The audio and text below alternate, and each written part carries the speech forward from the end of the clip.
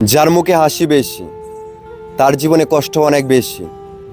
যারা কাউকে টকাতে চায় না তারাই সবার আগে টোকে।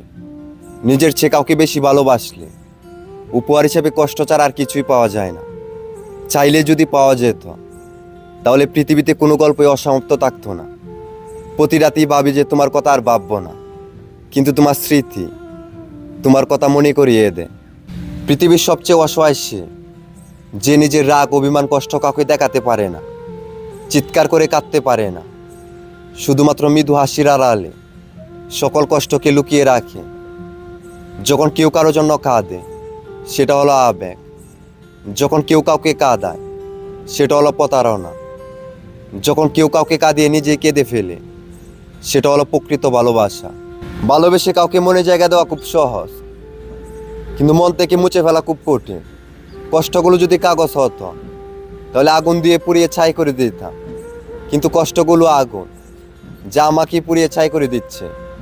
মানুষ যখন কিছু পায় তখন সে বুঝতে পারে না সে কি পেয়েছিল, আর যখন সে হারায় তখন সে বুঝতে পারে সে কি পেয়েছিল আর কি হারিয়েছে।